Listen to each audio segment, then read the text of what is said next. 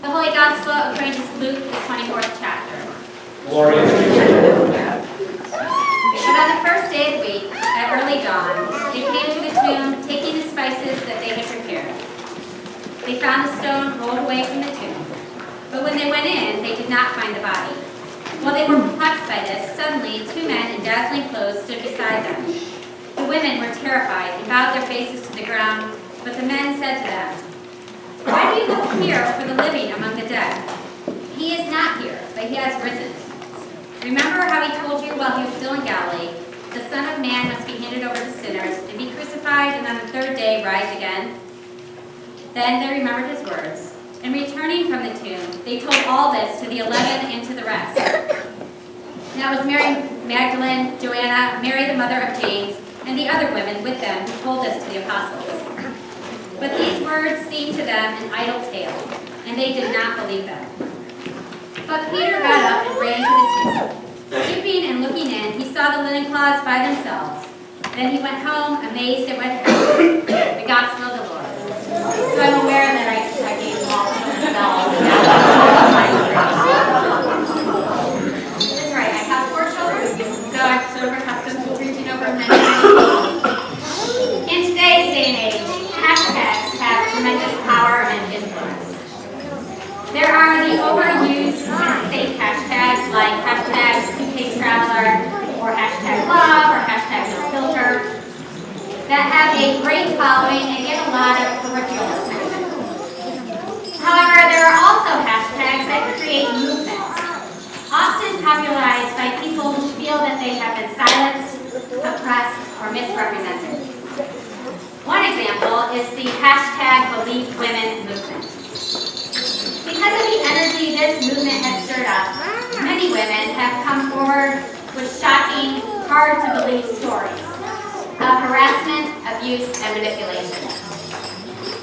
Now, I realize that there are many varied opinions on this movement, with most of the uncomfortableness centering around the possibility of deception, false allegation, and reputation.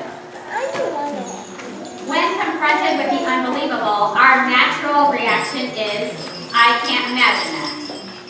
With the underlying notion being, therefore, it can't be true. And if it isn't true, it's not really happening, it's not really a big deal, and everything remains the same. However, if we can set our personal biases aside, I think that generally speaking, we can agree that when we choose to believe the unbelievable, it shakes up the world. And choosing to believe the unbelievable grants personhood and value. Choosing to believe the unbelievable is an act of faith. Even if we haven't experienced the events others have withstood, even if we haven't seen what others have seen, even if we haven't heard what others have heard, it doesn't mean it doesn't exist or it didn't happen. Now, at this point, you're probably thinking it's Easter. Aren't we supposed to be talking about Jesus rising from the dead? And exactly why is she making me think so hard on too little coffee and too many jelly beans? Which is a fair question. What does all of this have to do with Jesus? In my opinion, the entire hashtag Believe Women movement turns upon a spiritual axis, that of witness and testimony. The entire premise is don't just listen, but believe. And that matters profoundly on Easter. Additionally, while contemporary women would argue that they instituted the hashtag Believe Women movement in 2018, Mary Magdalene, Joanna, and Mary the mother of James probably have a stronger claim on that moniker than anyone else. Unlikely women from all walks of life who aren't believed. These women traced to the tomb at deep dawn, shockingly found it empty, had an encounter with 2 men who reminded them that Jesus would be raised, and raced back to tell others what had happened because they knew it mattered so much. They knew that this would change the course of history. They believed, but they weren't believed. Now, I can't ask Mary Magdalene how she felt when the disciples rolled their eyes at the unbelievable news she shared. But I can imagine what it must have felt like as modern theologians portrayed her as a prostitute, while artists painted her in revealing clothes. I can't ask Joanna what fire stirred in her while they snickered under their breath at her emotionality, despite the fact that she had already risked so much in terms of money and position for the sake of Jesus and to support the disciples. I can't ask Mary, the mother of James, why nobody knows her story, but everyone knows Peter's story and Thomas's story and Judas' story. I can't ask her how it must have felt when those she trusted raised their eyebrows at her and dismissed her words as idle tales. I can't ask them, but I am certain it marks them for life. How could it not? Now, before I go too much further, being generous towards the disciples, it is true that the resurrection of someone who is quite thoroughly dead is a rather difficult story to stomach. It's rather difficult for us still today, maybe more so. Yet, I can't help but think that the women were quickly dismissed and not taken seriously due to their status. Now, this isn't simply a biased read, the text itself supports it. Peter alone wonders what the women actually saw.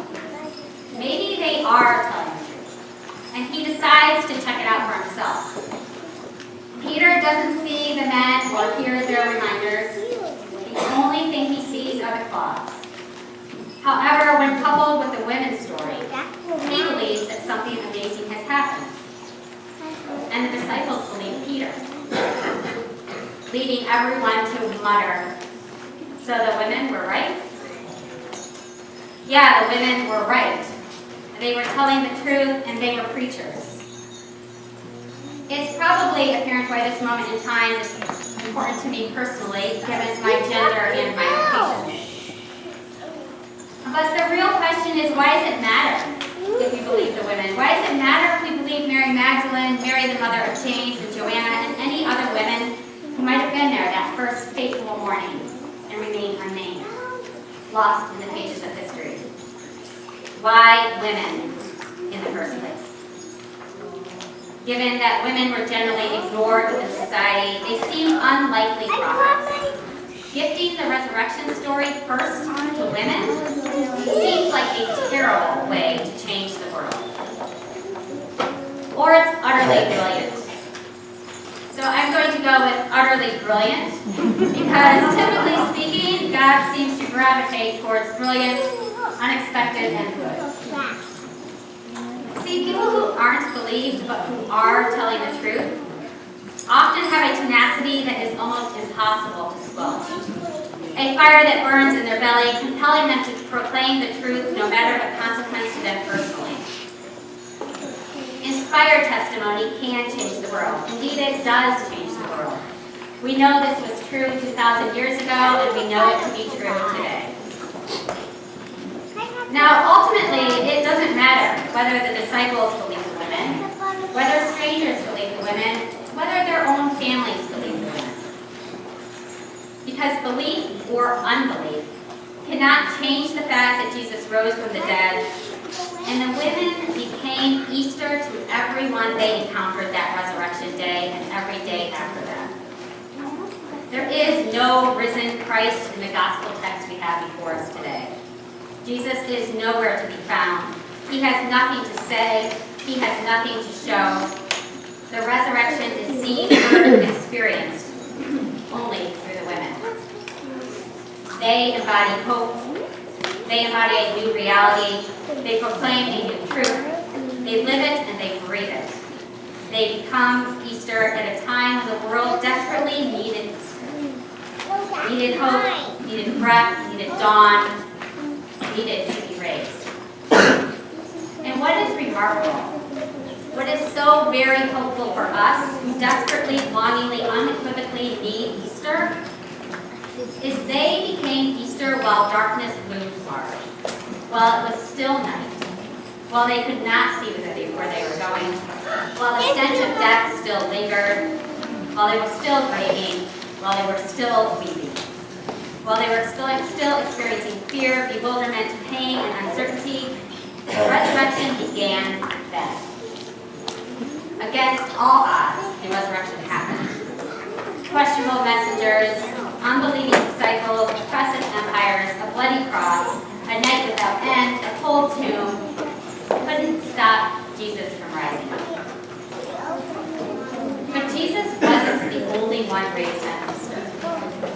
So were the women and the disciples and the two men on the crosses next to him, and Pilate and Judas and you and me.